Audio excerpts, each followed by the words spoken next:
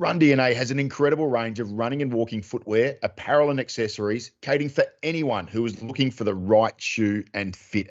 They're trusted by podiatrists and physiotherapists right across Adelaide. The RunDNA fitters advice is second to none. So if it's time for new walkers or runners, you can find RunDNA, 20 Manton Street, Hindmarsh, or the other location, 391 Fullarton Road at Fullarton. Both stores open 7 days a week, plenty of off-street parking. You can find them online as well, rundna.com.au. If you run or walk, then you need to run DNA. It's Thursday, the 22nd of May. Welcome to Hooked on Sport. This week, we have a look at Port Adelaide and the Tassie Devils. Ben gives a shout out to a couple of local legends in Hooky's Quick Bites, and not one, but two great interviews where Ben chats about squash's Shawarma SA Open and Premier League netball. All of this on this week's episode of Hooked on Sport. G'day, Hooky. Wallace, g'day. Hey, huge show today. We're going to talk Premier League netball, which I can't wait. Great friend of mine, Leanne Eichler, coached the Contacts Netball Club for 13 or 14 years. Unbelievable, her record. I think 6 or 7 premierships across that time. So she's going to be a great chat. And then there's a couple of really interesting things going on in squash at the moment. So we'll bring James Rogers in, the general manager of Squash SA. He's got a couple of cracking little stories to tell us around the Shawarma SA Open. Brilliant. So, Hooky, tell me about Port Adelaide. Where are they at the moment, and how's the succession planning going?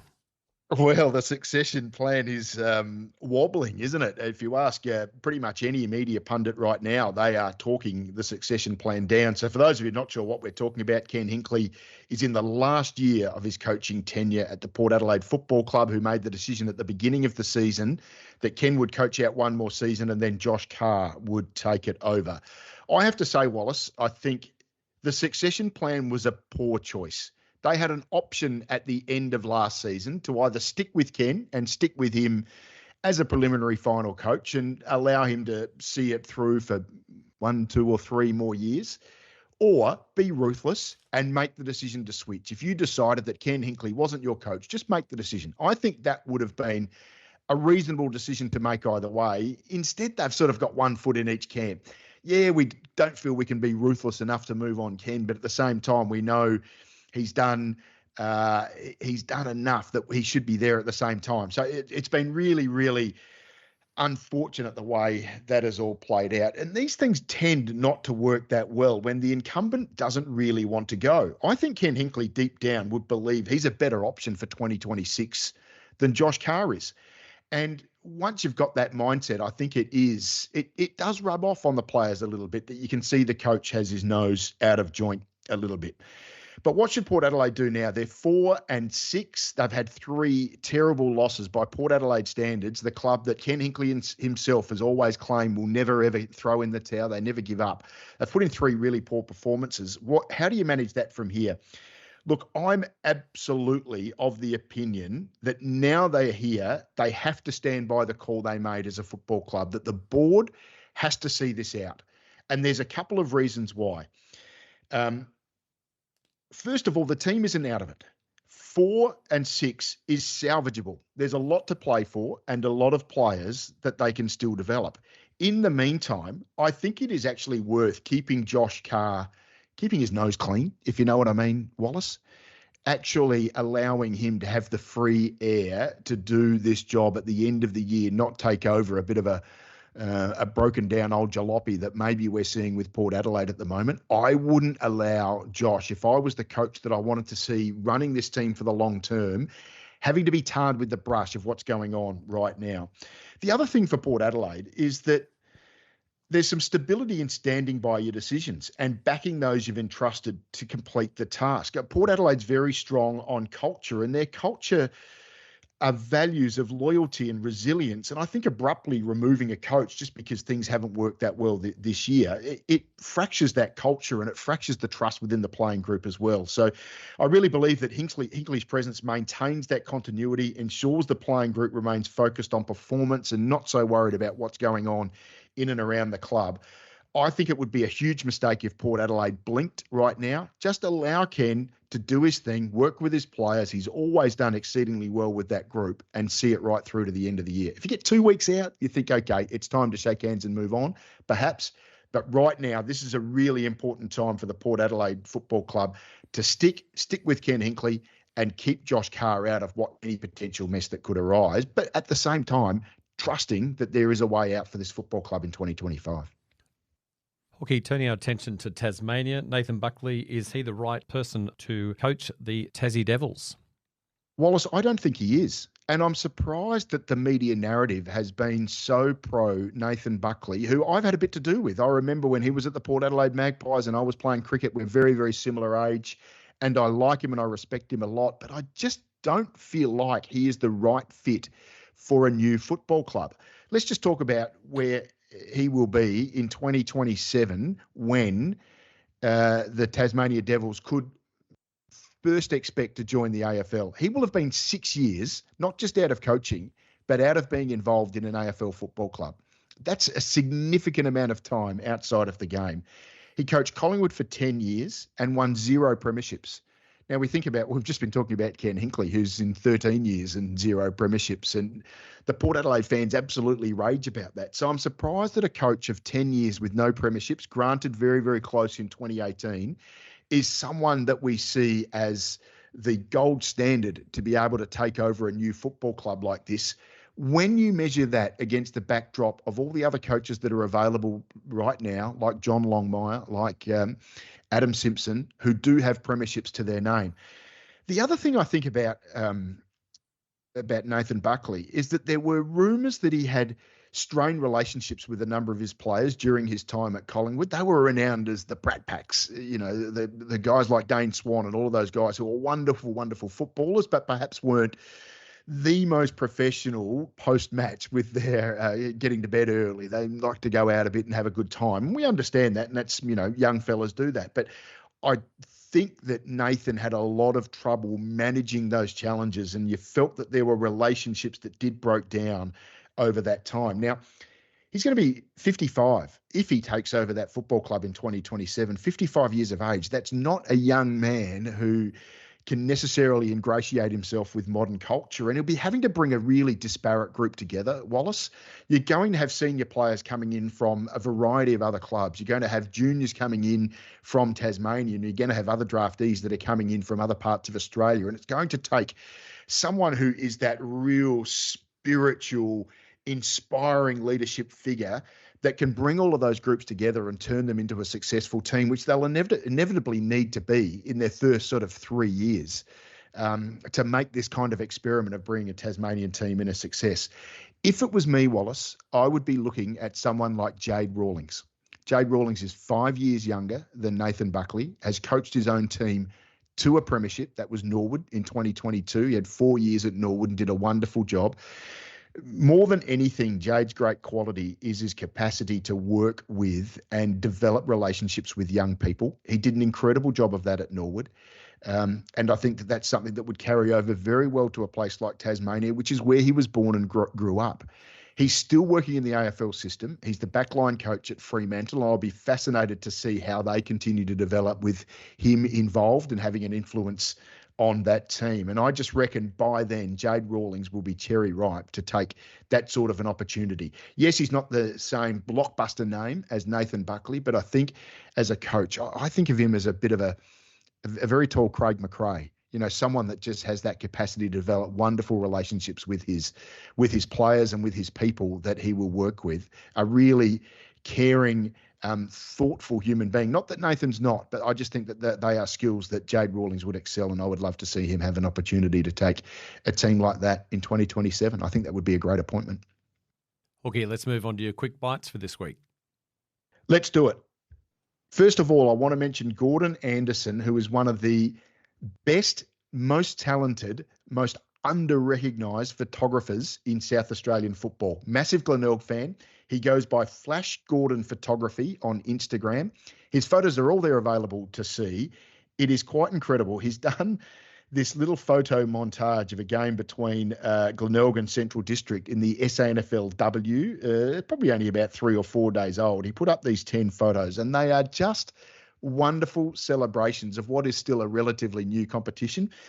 You can see that not only is he very talented, he puts in a lot of effort into what he's doing, Gordo. I know Gordo pretty well. He's sent me some photos when I've done some stuff for the advertiser in the past, so I really appreciate the link that we have, and very happy to plug his work, but it is quite incredible. So if you like your photography and you like your South Australian football, Instagram, Flash Gordon Photo G, it's photography. I guess he ran out of letters by the time he got that far. But there is this one, there are some wonderful shots of, there's a Glenelg player who's just won the toss and she's doing the little peace signs, and some really, raw celebrations from some of the players. It's some amazing photos. So Flash Gordon Photography, Gordon Anderson, just someone that if you like your photography, I would encourage you to follow on Instagram. And number 2, I just want to recognise a couple of diehards of South Australian tennis who've been recognised for their incredible contribution to the sport over a number of years. Rick Baldock has been made a life member, very heavily involved in the Ken McGregor Fund, and done a variety of things as a director on the board of Tennis South Australia, made an incredible contribution. And Jim Ferguson has been elevated to the South Australian Legends Club. Now, he's a very, very good player in the 60s. He was playing for Dover Square in the Glenelg Districts competition. He grew up to become the men's singles champion at the South Australian Hardcourt Tournament in 1981. He's won a Burr medal, and all through that, he's been very heavily involved in the administration of the game. So just a quick recognition of Rick Baldock and Jim Ferguson, outstanding servants of South Australian tennis. Congratulations on their respective awards. Great stuff, Hooky. After the break, Ben catches up with Squash SA's James Rogers to chat about this week's Shawarma SA Open.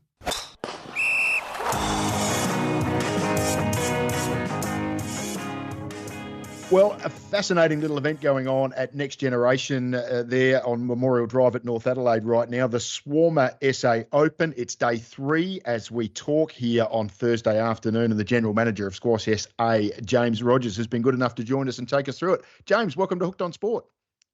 Thanks, Ben. It's great to be here. Day 3, quarterfinals. Just tell us a little bit about what people could expect to see if they were going to call in this afternoon, this evening. Yeah, I think people would be very surprised as to see the level of squash that we've got here. It's the largest international professional event we've had in Adelaide for about 15 years. It's still not one of the massive ones that you can go to around around the world, but it's one of the biggest ones in Australia. So we've got players from Pakistan, Sri Lanka, India, Korea, Japan, New Zealand, Hong Kong, Australia, a real mix from this half of the world.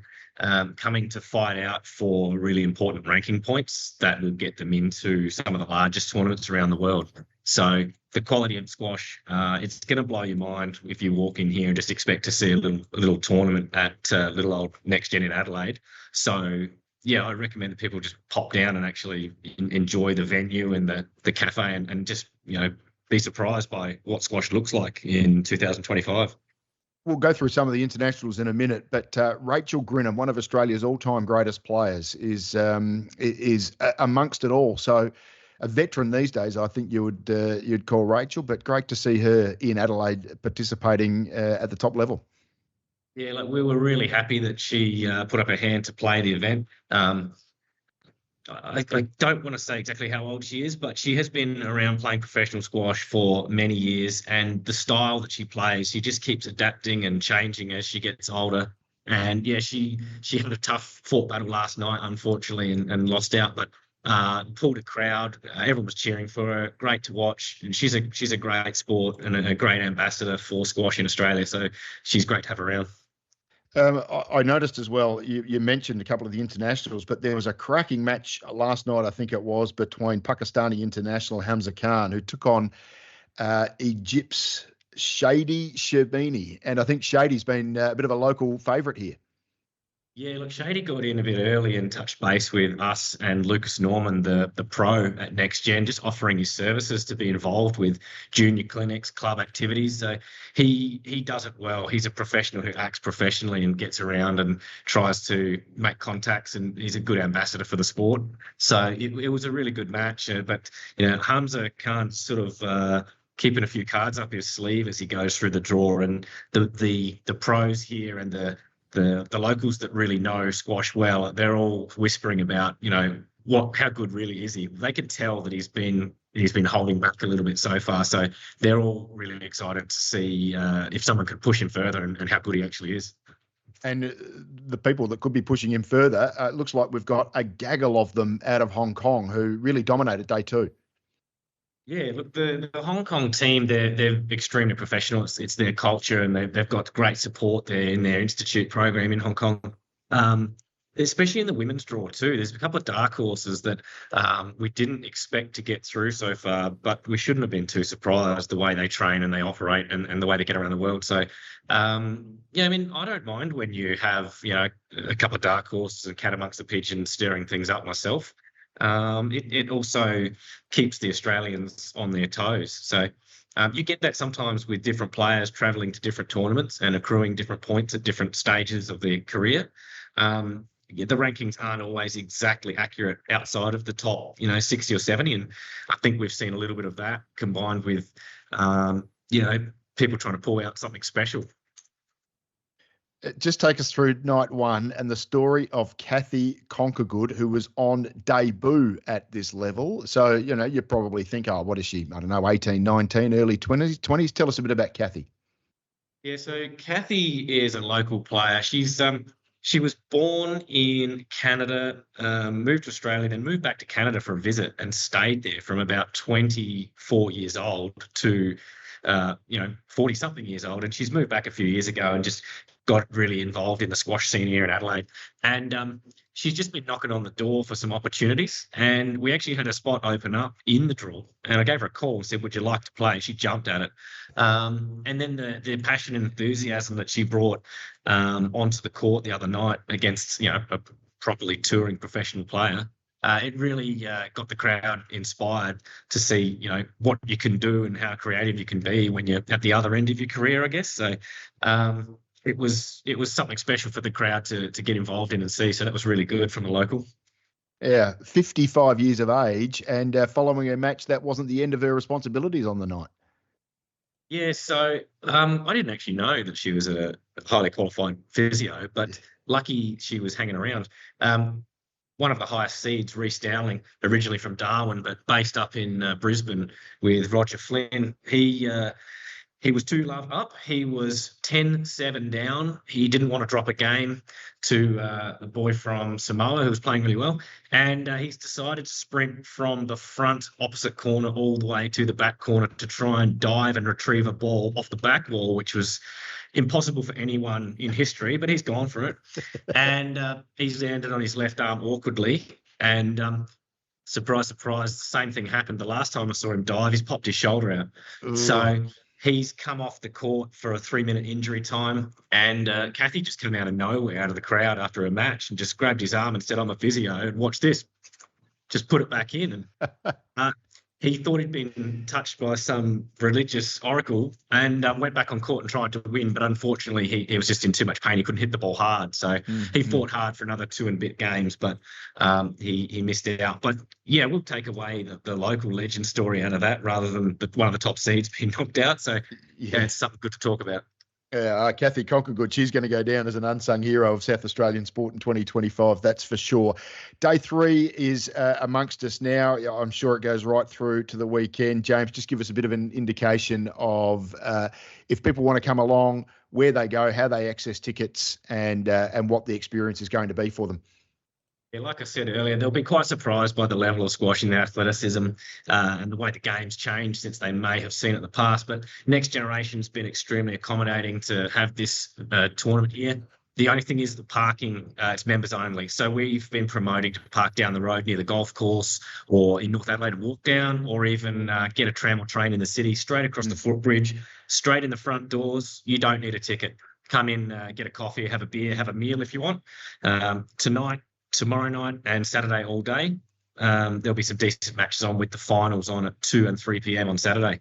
So, yeah, pop in, no charge, come and see what it's all about. I'm probably giving away one of my secrets here, but I'll just let everyone in on a bit of a secret that I'm well aware of. If you sneak in and around Memorial Hospital, you can find 2 and 3 hour car parks there for free. Sometimes need a little bit of luck, but gee, as often as not, I reckon you can find a car park there. So Memorial Hospital, just over on the eastern side of Adelaide Oval, good little spot to find a cheap park, get yourself into Memorial Drive. Go for it. We'll welcome everyone to come down and have a look. It's a great atmosphere. James, thanks so much. All the best with the rest of the event. Congratulations on what you've done so far, and thanks for your time here on Hooked on Sport. No worries. Great to be here. Thanks, Ben. Leanne Eichler talks Premier League netball after this short break. If you're enjoying this podcast, I'd encourage you to take a listen to Beyond the Club. It's a project I've been working on with Flinders University. Now I co-host it with Professor Sam Elliott, and we break down all the latest research on how to maximise the experience of junior and club athletes. There's a range of resources, special guests, and cutting-edge info on how you can make your club a safer, happier place for your kids and their club mates. Beyond the Club, wherever you get your podcasts.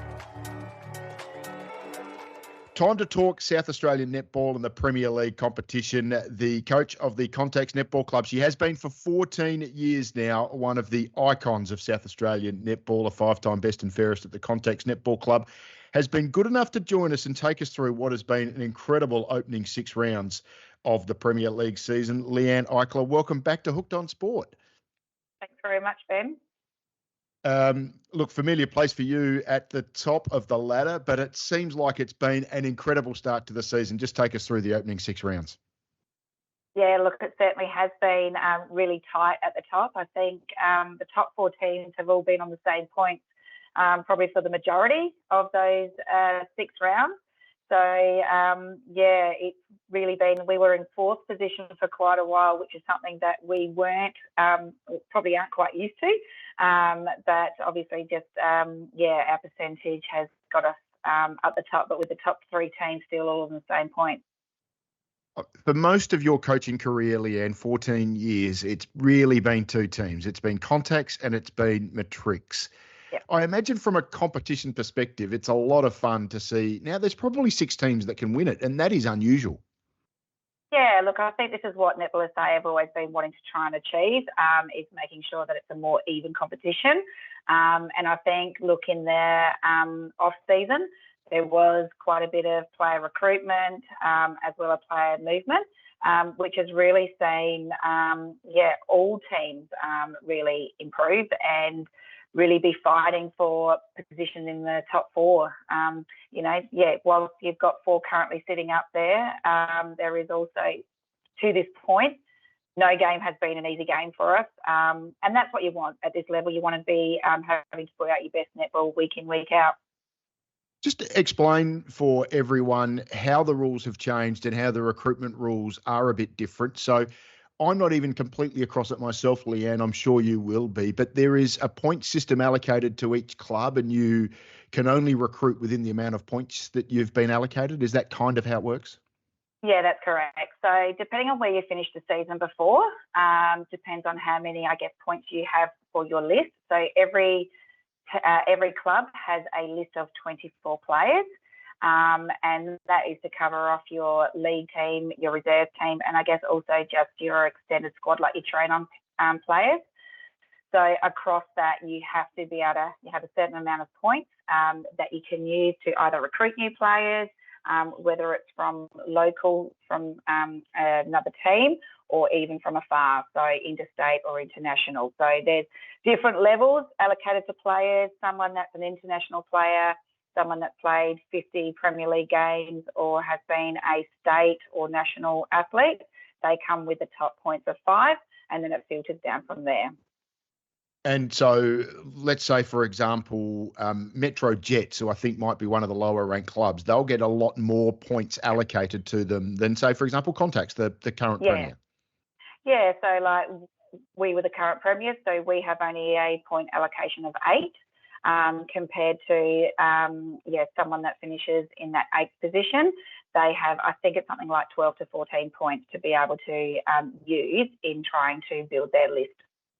How has that been received, in particular amongst clubs like yourself and Matrix, who have routinely been at the top of the pile? Yeah, look, it's something that we actually strongly, it's been in place for a while. And probably for us, and I believe Matrix, I don't like to speak on behalf of them, but knowing that we do have a lot of our athletes coming through our junior ranks and also in our environment that are state athletes, sometimes it's, I guess, a bit of a protection for us. So if they decide to go to another club, we've developed them, we've given them all the, I guess, a bit of the tools for them to go somewhere else. They do come with points. So to me, it helps clubs to really focus on junior development, like developing players from within, and not always rely on recruiting. And then the decisions that you do make on recruitment are the ones that you do need to make. So we do have in the past have recruited someone to obviously sometimes fill a gap of someone who's gone on to a Premier League environment, or we've lost people, Premier League to Suncorp, or they've gone over to international. So if we've had a gap, we might look to go, we need someone to bring in, but you make those decisions based within your recruiting point. It looks like Oakdale and Garville have been particularly successful with their recruiting recently, because here they are. And I mean, look, as an old bugger, Leanne, as someone who remembers the 80s and netball very well when it was Contacts and Garville, I've got to say, it is wonderful to see Garville back up sniffing around the top. I'm sure for you, as someone who still lives the rivalry, it's perhaps not quite so, you don't appreciate it quite so much, but it is amazing to see. And Oakdale as well was a very, very successful club without ever sort of reaching the ultimate, but we're always around the mark, particularly in the Peter Squire era. Yeah. And look, I guess it's Megan Carter has come back as the Oakdale coach. So I think she actually does bring a lot of that. When she was playing involved, had a lot of success herself as a player, and obviously brings that back into the Oakdale, I guess, inner sanctum. Look, Garville and Oakdale did really well this year in the recruiting. We've got a former Thunderbird and a South African international in Lenise Gaidera, I think that, or Gaidra. We would refer to as Lenny Potgieter.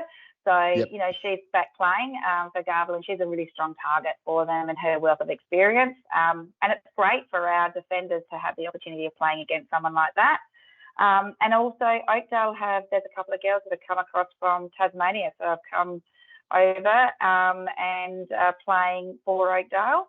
And one of them is a Thunderbird training partner, and another one has been a nationally identified athlete. So it's been great bringing, I guess, from a competition-wise, having those players come into our environment or into the competition, because, it's as much as you love it when it is just, if it's one of us or our team, one of the ones that's at the top. But from the competition in South Australia, you want to be able to have variety. The other club that's really made a bit of a rise, and they've been unlucky because I see they've lost their last 2 games by 2 goals, but Tango, another club that was very strong in the 70s and 80s, is on the resurgence as well, Leanne. Yeah, I think they've got some real good stability, and especially up in their forward end. So they've got some mature athletes. I guess they are a club, the top 4 currently, we are being affected quite heavily with this Suncorp reserve competition. So it's called, the Thunderbirds Futures. So the top 4 teams have a lot of athletes that are involved in that and have been unavailable for us since round 4 up to round 11. So, whilst that means that we don't have the lights for us, we don't have Molly Watson or Tabitha Packer, it's opened up the door for somebody else to come in and have an opportunity of playing Premier League netball. But, I guess that's where clubs like even South Adelaide and Tango have got, they at this stage haven't got athletes involved in that. So they probably have a little bit more stability week in, week out with their team. So I think that has certainly helped Tango. What do you make of the reserves competition? It's unusual in national sport. I mean, not even the AFL can afford a reserves. How do you see that placed with regard to, I'm sure your old mate Tanya Robs at the Adelaide Thunderbirds would love it, but it does create some issues at the next level down. Yeah, it does. And, one of the big things we're always worried about is athlete wellbeing and welfare. And sometimes when you're across so many different programs, it can be difficult. Look, I think a reserves competition, it dabbled with it last year and it's grown this year to be more of a structured program. Obviously, like you said, for the Thunderbirds, it allows those players that potentially aren't getting court time when you've only got 10 and, you don't rotate around, you play to win. It gives somewhere for those girls to actually play. So for like our own Kayla Graham, who had the fortune of coming into the contract with Thunderbirds 10. If she doesn't make for the court, take to the court in the Thunderbirds environment, she's able to go down and play the FN reserve. So whilst it does cause a little bit of toing and froing at Premier League level, Netball SA, I think, have done a really good job this year in trying to ensure no athlete is caught in no man's land. And that's one of our biggest advocates, I guess, as Premier League coaches, is making sure that a player who gets caught benching or playing a little bit here and there still has a club to go to and play. Reigning champions contacts, Leanne. So you're obviously going to be in and amongst it again as the current top team. Who do you see as the biggest threat this year? Well, I think we've shown from this chat that it really can be anybody sitting within the current four, but also those coming from afar. So I know South have had a little bit of injury and probably had a little bit of slower start to their season. I think when we looked at the draw, all of us top 4 or 5 from last year had all played against each other at the start. So, it's not until you have a full round and even you start going over into the next one that we will actually really see, I guess, how the table might change. But, yeah, look, with Garville having Lamise up there as a strong target, Matrix always find a way. And I guess it's just also, it's always going to be what the impact of once athletes do come back and I guess what athletes come back might even change it again. So I guess for us, I know you would hate me saying it, but we do have to just focus on the 1 week at a time. And I guess we've just got to set ourselves up to be in the best position coming into those last minor rounds and for finals, that giving ourselves the best chance for a double. Because, I think it could really come down to percentage on where Final Fours will finish. Well, it's interesting you make the point about percentage. I think Garville were top last week and won, but you had a win by a bit more, and Garville dropped a spot despite winning, and you jumped up a spot because you had the bigger percentage win. Great to see that you've been to official coaches school and used the phrase "a week at a time." That's just perfect too, Leanne. Very pleased to hear it. Hey, let's just talk about your team very quickly. I noticed your goal shooter, a very, very famous name in South Australian sport, Geordie Vidmar, the daughter of Aurelio, and I think your assistant coach, Sarah Angove, now Sarah Vidmar, of course. So, and she looks like she's been in very, very dominant form. Yeah. Look, Geordie's been around the mark the last couple of years. Played netball as a junior, played her actually 150th club game for us last week, but has been around the netball track for a while, obviously with the family. Went off and did basketball, that then came back into netball, and since she's been back, has been straight into our reserves and is really hitting some fine touch with Geordie. A very exciting player. Never know what you're going to get. You'll get a lot of different things all in one. You'll get some good stuff and you'll get amazing, and then you'll get some, tend to be some little crazy stuff. But that's Geordie, and that's why we love her. But she's really stepped up this year, owning, that position, exploring a bit of goal attack as well, but also coming into that leadership role as well. And she's a very exciting player to watch indeed. And the other end of the court, talking about daughters of legends, Sarah Sutter's daughter, Jess Mackay. Mackay or Mackay? I always pronounce Mackay. Jess Mackay, who I think only came into your side last year as a 16-year-old and found her feet almost immediately. Yep. So I'll correct you. It's actually Jazz Mackay. So, Jazz, beg your pardon. Sorry. Yep. So Jazz Mackay, look, she had the opportunity of being elevated into our team last year because we had Molly Watson was unavailable with injury. So Jazz made an absolute rise to fame in the last year's finals and was amazing back there, and almost now leading our defence ends this year because with Molly and Tabs away with the SN reserves, and Chelsea Blackman getting contracted left us at the end of last year and over in England. So Jazz has really gone from just being the new kid on the block to being, I guess, continuing to that rising star, but kind of marshalling our defence end as well. And she's amazing. She's doing a great job, as cool as a cucumber.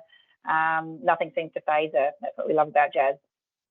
And a couple of noise in the team as well. So just tell us about your two wingers, your wing attack and your wing defender. Obviously sisters. Are they twins?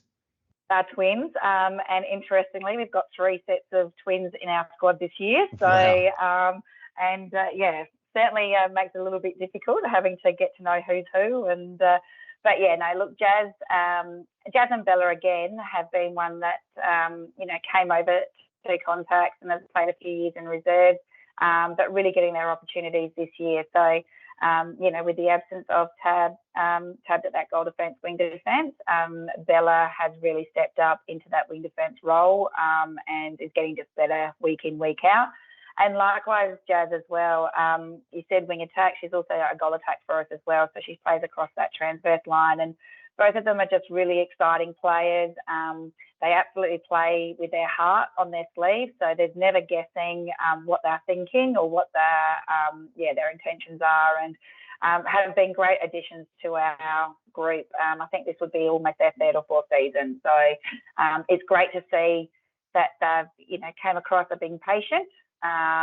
Been doing the work and now getting the reward.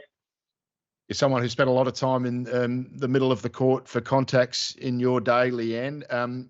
Lacey Haynes, someone who I imagine you'd take a fair bit of interest in, is the person who fills that position and does a lot of the hard yakka over the course of the hour of play. Yeah, look, Lacey again has really stepped up this year, and it's been really exciting to see. She again is really only in her 2nd, 3rd year. Been in our Premier League group for the last 2 seasons, but really this year is at that centre bid week in, week out. And it's really just great. We've always known she's got great skills, she's got great pace, but starting to see her use her voice out there and, speak to the girls and lead by example, that's her absolute strength. And, really exciting to see Lace really step up in that centre role. The other one we'll touch on just before we wrap this up is your captain, Sophie Agostino. Just tell us what you get out of her, not just as a player, but as a leader. Yeah, look, exciting for Sophie this year, taking over the reins as captain from Chelsea. But Sophie, she's a mature player. She'll hate me saying it, but is our oldest player out there. But she does just bring in that. She brings an experience. She brings in calmness. We call her, she's really like our calming goat, that when things are going crazy on around her, she's the one that just pulls it in. She takes whack. She knows that there's times. She's also been learning to play wing attack. Last year was her 1st season at wing attack. She's still doing that. She will go from wing attack to goal shooter to goal attack, and she will play her role for what is needed for the team. But just that real strong player who is able to take control of a game and really be that link in amongst a lot of our speed. And that's what you need from those mature and those experienced players. Round 7 gets underway tomorrow night or Friday night for those who are listening a little bit later on. You take on Newton Jaguars, who are one of the sides that are in the bottom 2 at the moment. Are they the worst games for a coach, the ones where you think we're absolutely expected to win, but there's no guarantees in netball at the moment? No, and like we touched on earlier, even Jags and Jets, we played Jets last week, and it was great to see them unearth a lot of young talent. And it's exciting to see these young kids getting the opportunity of playing Premier League. Jags are very similar. Leanne Cummins coaches them, who's a state coach, very experienced coach. And Jags have also been have been a club not only in league, but their reserves who are getting better. And, we can't take any game lightly. Every time we step out on the court, we have that code that it's, you're representing the Blues uniform, thinking about those that have played it in before and always doing it proud, but also doing it with our own style and our own flair. And look, after Jags, we don't want to get too far ahead, but we then start hitting the next round where we come up against those top 4 teams that we've been talking about. We hit them all in a row. And so, it's about working on the things that we want to be better at. And knowing that, blink of the eye, the seasons, you're halfway, you're into finals. So every game, there's a reason and an intent and definitely a purpose. 14 years, Leanne. Two questions. Still motivated? And do you ever think about maybe having a crack at one more level up? Look, 14 years, when we say it like that, I think, God, I'm surprised that, I haven't been turfed out yet. An interesting thing, definitely still motivated. And the big thing is, I think within my 14 years, I've never had the same team. So every time we've taken to the court, there has been, one or two slight adjustments. So, the great thing about our club, we do provide opportunities for those to go beyond, and also people to explore new opportunities. So we do have an ever-changing group. But definitely we've got a lot of young ones. We've got our baby blues in our reserve, which is a lot of our young kids all coming through. And so, I guess that really excites you. I love my contact netball club. They've been my family away from home. I think with a young family, I'm right where I need to be. Who knows what might happen ahead, but I'm very certainly happy being the club coach, but also the Premier League coach for the contact netball club. Leanne, you've been incredible. You need two hands to hold all the premierships that you've won in your time in your 14th year. I think it would be an incredible achievement to do it again with the amount of competition you've got in front of you. Good luck, and thanks so much for your time. Thanks very much, Ben. Hooky, cracking chats today. Now, it's been a week or two since we chatted about your running. How's it going? Wallace, I'm still going really well. I have to say I went in and saw Josh Willoughby at RunDNA a couple of weeks ago, and I've got two pairs of shoes that actually fit. Did I tell you that I had these pairs of shoes that I'd got online and they were both a tiny bit uncomfortable, even though they were right size? Josh was incredible. He just looked at the shoes and he knew the brands they were, and he said, neither of those suit you. One has too much of a tilt from back down to front, and the other's got too much of a tapered toe, and that's why they feel uncomfortable for you. And so we spent about 20 minutes fitting shoes, and he goes through this incredible computer program. But I've only had these shoes now for, I think, a week and a half, and I've improved my mile time by 9 seconds. So, look, obviously I'm training and I'm putting in and I'm doing all of the things I need to do, but these shoes have made quite the difference as well. So I can only recommend, if you're into your running and you think you know what you're talking about with your shoes, just go and get a bit of expert advice from Josh and the team at RunDNA, either at Hindmarsh or at Fullarton, because, I'm not a good runner, right? I'm just an absolute plotter, but I'm trying to do some faster stuff, and I have improved out of sight just with a better pair of shoes that fit me properly. So I'm really lucky to have these two pairs of shoes that I'm working on.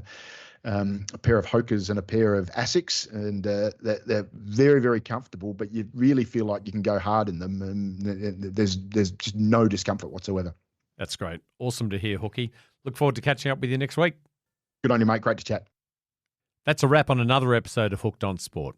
A special thanks to James Rogers and Leanne Eichler. A quick reminder to follow us and leave a review if you enjoy what you hear. Your support helps Hooked on Sport reach even more sports-minded people just like you. We look forward to your company next week on Hooked on Sport.